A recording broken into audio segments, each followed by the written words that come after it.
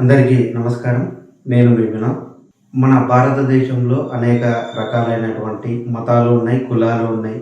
అంటే ఏ పండుగైనా, ఏ సందర్భమైనా అందరం కలిసికట్టుగానే చేసుకుంటున్నాం ఇప్పటివరకు ఎలాంటి గొడవలు లేకుండా. ఇదంతా ఎందుకు చెప్తున్నాను అంటే రీసెంట్‌గా ఒక నేను ఒక వీడియో చూశాను.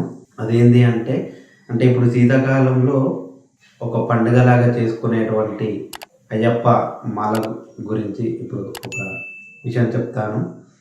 అయ్యప్ప మాల వేసుకుంటే అయ్యప్ప భక్తులే వండి అయ్యప్ప భక్తులకి వడ్డించాలనేది ఎక్కడ నియమ నిబంధన అనేటువంటిది లేదు.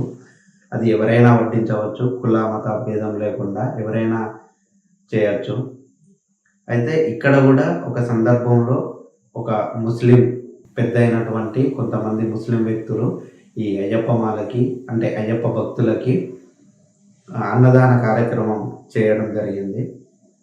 అయితే అందులో ఈ అక్క అంటే ఇప్పుడు నేను చెప్తున్న విషయం ఏంది అంటే ఒక అక్క దీని గురించి స్పందించడం జరిగింది. అంటే ఆమె ఏమన్నది, అసలు ఆమె దాంట్లో తప్పేమున్నది, అంటే దాంట్లో నిజంగానే తప్పుందా, ఈ ముస్లింకి సంబంధించిన వ్యక్తులు నిజంగా తప్పు చేశారా ఈ అయ్యప్ప మాల విషయంలో అనేటువంటి విషయాలు ఒకసారి చూసే ప్రయత్నం చేద్దాము.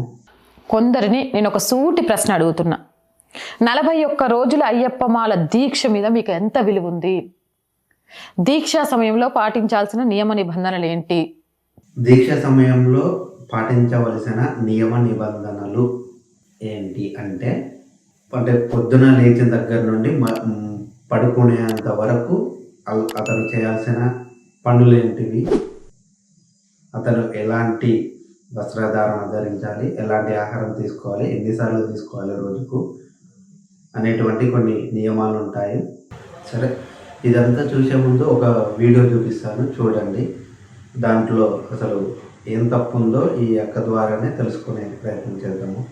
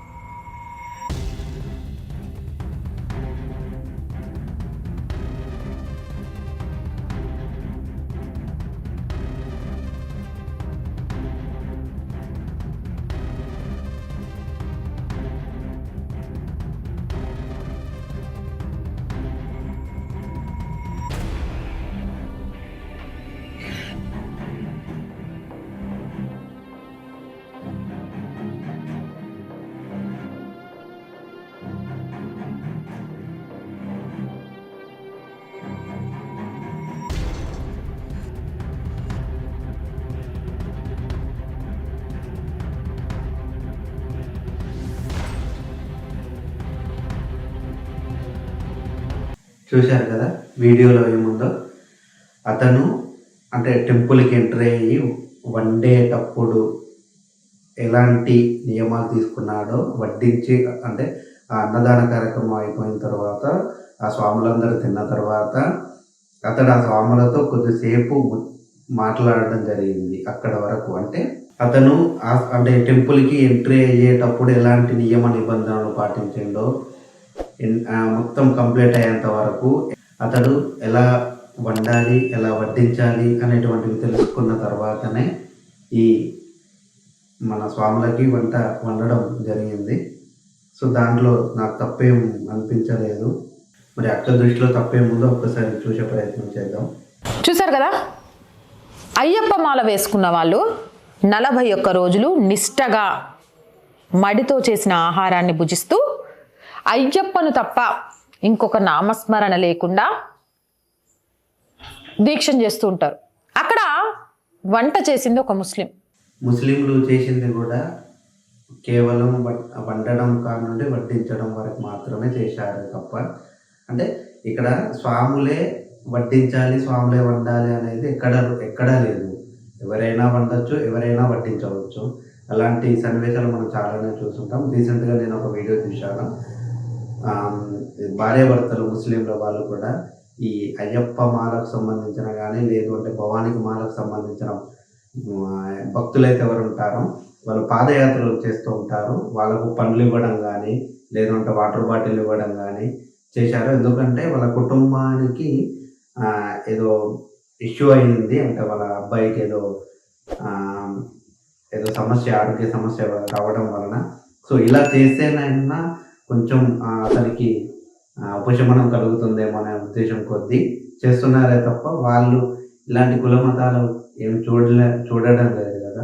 మరి ఈ అక్కకు దాంట్లో తప్పేముందో నాకు ఇప్పటికీ అర్థం కాని విషయం. ఈ వీడియో చూసిన తర్వాతనే మాట్లాడదాం దీని గురించి అనే ఉద్దేశం కొద్దీ చేస్తున్నా తప్ప, ఈ అక్కకి నాకు ఎలాంటి సంబంధం లేదు. అలాగే ఈ కుల మతాలకు సంబంధించినటువంటి అది కూడా లేదు. అంటే నేను ఒక దేవుని భక్తున్నే కాబట్టి నాకు ఈ కులాలు, మతాలు అంత పట్టింపు ఏమి లేదు.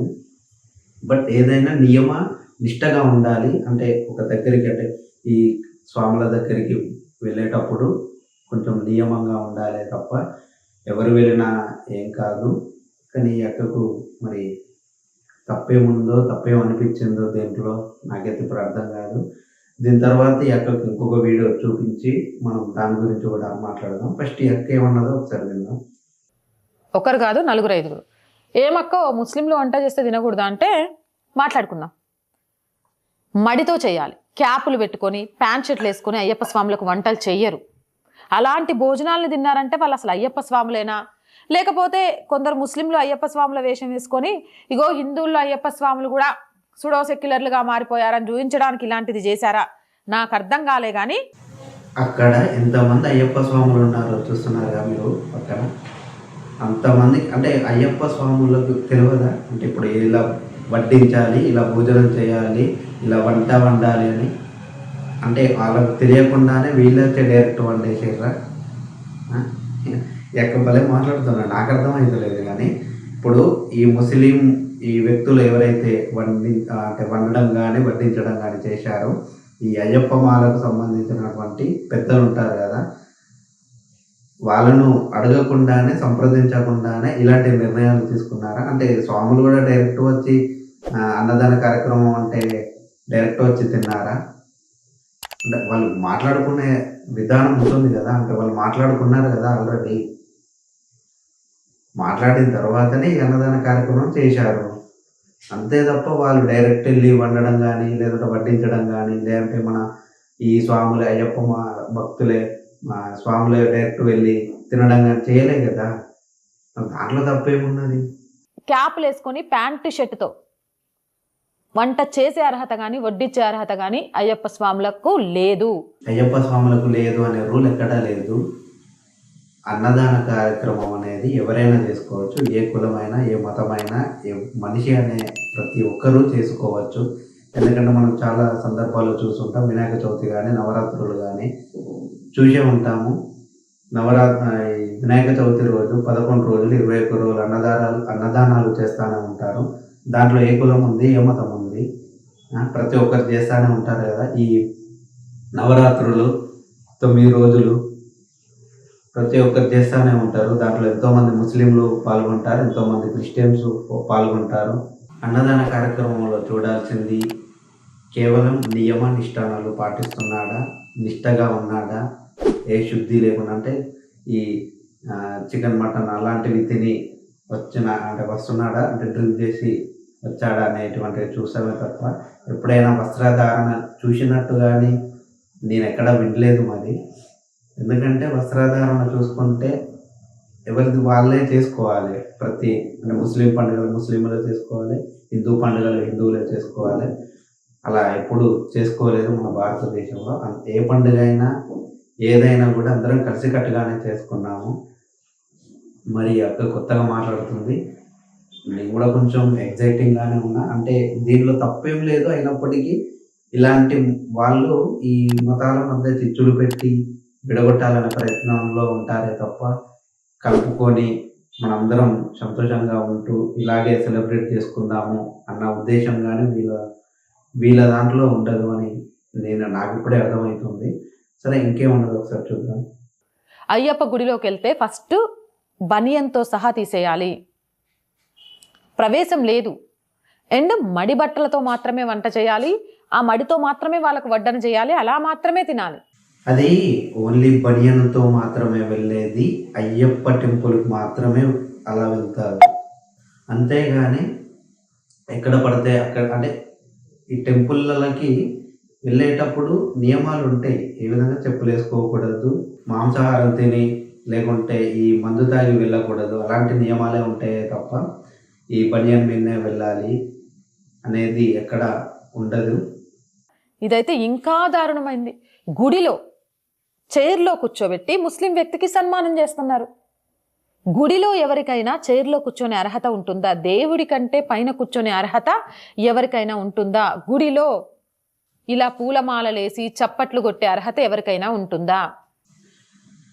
అయితే మన భారతీయ సంస్కృతి మనకేం నేర్పిస్తుంది అంటే నమస్కారానికి ప్రతి నమస్కారం అనేది నేర్పిస్తుందే తప్ప నమస్కారానికి వ్యతిరేక పదం నేర్పించదు.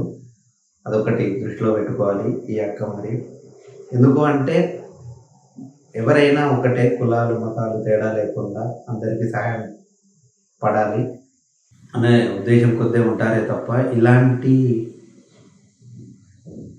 నేను కొత్తగా వింటున్నా ఈ అక్క మాటలు. ఎందుకంటే ఈ అక్కను చాలాసార్లు చూసి ఉంటా వీడియోలు, బట్ ఎప్పుడు ఇలాంటి వీడియో చేయాలనుకోలే. కానీ ఇప్పుడు కొత్తగా నేను చేస్తున్నా అంటే మీరే అర్థం చేసుకోండి. ఈ అయ్యప్ప మాలలు అంత నిష్టగా ఉంటే ఇప్పుడు ఇంకొక వీడియో చూపిస్తా. అయ్యప్ప మాల వేసుకొని మందు తాగుతూ ఇలాంటి చిల్లర పనులు చేస్తున్నాడు అంటే ఒకసారి ఆ వీడియో చూడండి. మనిషివా పశువా? ఒక్క నిమిషం లేదేం లేదు. చూశారు కదా వీడియో? అంటే ఈ వీడియో అక్కడ కనిపించలేదా? అన్నది కదా నియమ నిబంధనలు ఉంటాయి, అయ్యప్ప మాలలో ఉన్నప్పుడు నిష్టగా ఉండాలి, మడి కట్టుకొని ఉండాలి. ఎక్కడదే మడి?